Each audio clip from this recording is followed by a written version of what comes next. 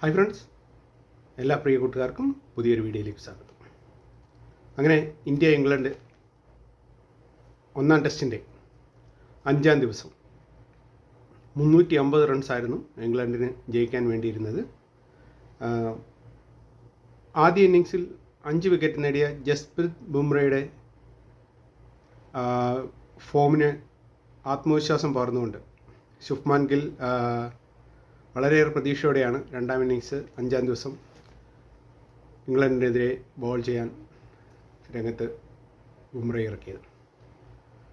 നിർഭാഗ്യവശാൽ ക്രൗലിയും ബെൻ ഡക്കറ്റും പാറ പോലെ ഉറച്ചു നിന്ന് ഓപ്പണിംഗ് പാർട്ണർഷിപ്പ് രണ്ടുപേരും ചേർന്ന് 188 റൺസാണ് എടുത്തത്. ഏകദേശം 42 ഓവറോളം അവർ ബാറ്റ് ചെയ്തു എന്നുള്ളതാണ്. നിർഭാഗ്യവശാൽ ആദ്യ ഇന്നിങ്സിലെ ഫോം തുടരാൻ ജസ്പ്രീത് ബുംറയ്ക്ക് കഴിഞ്ഞില്ല. ബുംറയ്ക്ക് ശേഷം ഇന്ത്യൻ ടീമിലെ കരുത്തനായ ബോളർ മുഹമ്മദ് സിറാജിനും ഒരു വിക്കറ്റ് പോലും രണ്ടാം ഇന്നിങ്സിൽ നേടാൻ കഴിഞ്ഞില്ല. 188 റൺസിൻ്റെ ഓപ്പണിംഗ് വിക്കറ്റ് പാർട്ണർഷിപ്പിന് ശേഷം ഒന്നാം ഇന്നിങ്സിലെ ഇംഗ്ലണ്ടിൻ്റെ സെഞ്ചുറി വീരനായ ഒലിപ്പോപ്പിനെ 8 റൺസിന് പുറത്താക്കി. അതിനുശേഷം വീണ്ടും ഹാരി ബ്രൂക്ക് ജോ റൂട്ടിനെ കൂട്ടുപിടിച്ച്, നിങ്ങൾക്കെല്ലാം അറിയാം, ഇംഗ്ലണ്ടിൻ്റെ വിശ്വസ്തനായ ബാറ്റ്സ്മാനാണ് ജോ റൂട്ട്. അദ്ദേഹം വൻമതിൽ പോലെ അവിടെ ഉറച്ചു നിന്നു. ബെൻ ഡക്കറ്റിന് നല്ലൊരു ആത്മവിശ്വാസം പകർന്ന് നല്ലൊരു പാർട്ണർഷിപ്പ് ഉണ്ടാക്കാൻ വീണ്ടും ബെൻ ഡക്കറ്റ് 149 റൺസാണ് നേടിയത്.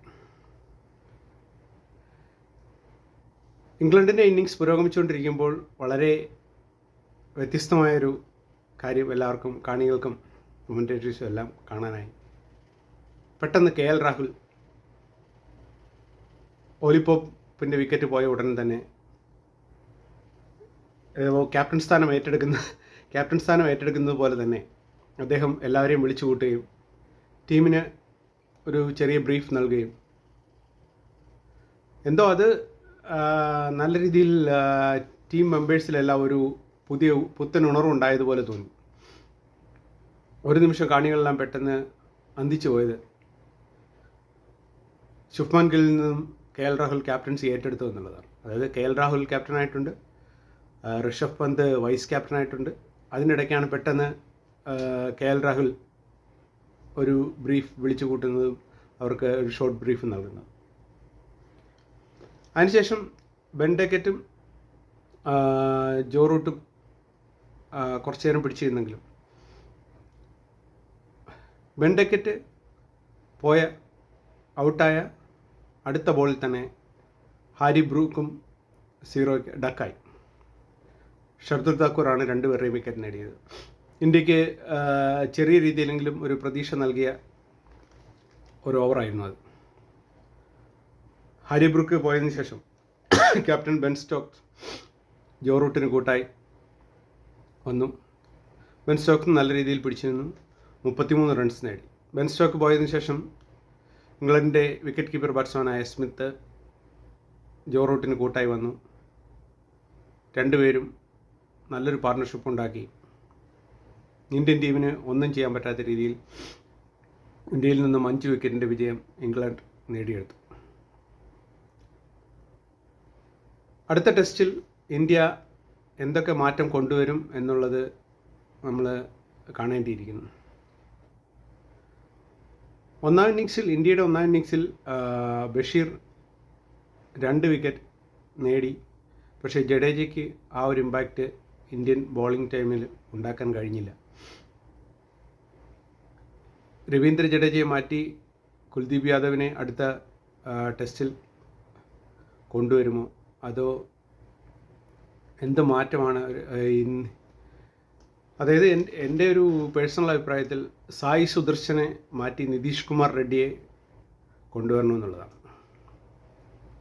അതിൻ്റെ ഒരു പ്രധാന കാരണം പേസ് ബോളിംഗ് പിച്ചുകളായ വിദേശ പിച്ചുകളിൽ ഒരു പേസ് ഓൾറൗണ്ടർക്ക് ചിലപ്പം ഒരു നല്ല ഇമ്പാക്റ്റ് ഉണ്ടാക്കാൻ കഴിഞ്ഞേക്കും. ഇംഗ്ലണ്ടിൻ്റെ മുൻ പ്ലെയേഴ്സും ഈ അഭിപ്രായം ഒന്നാം ടെസ്റ്റ് തുടങ്ങുന്നതിന് മുമ്പിട്ട് പറഞ്ഞിരുന്നു, നിതീഷ് കുമാർ റെഡ്ഡിക്ക് നല്ലൊരു ഇമ്പാക്റ്റ് ഉണ്ടാക്കാൻ കഴിഞ്ഞേക്കും ഈ ടെസ്റ്റിൽ എന്ന്. പക്ഷേ നിർഭാഗ്യവശാൽ അദ്ദേഹത്തിന് പ്ലേയിങ് 11-ൽ സ്ഥാനം ലഭിച്ചില്ല.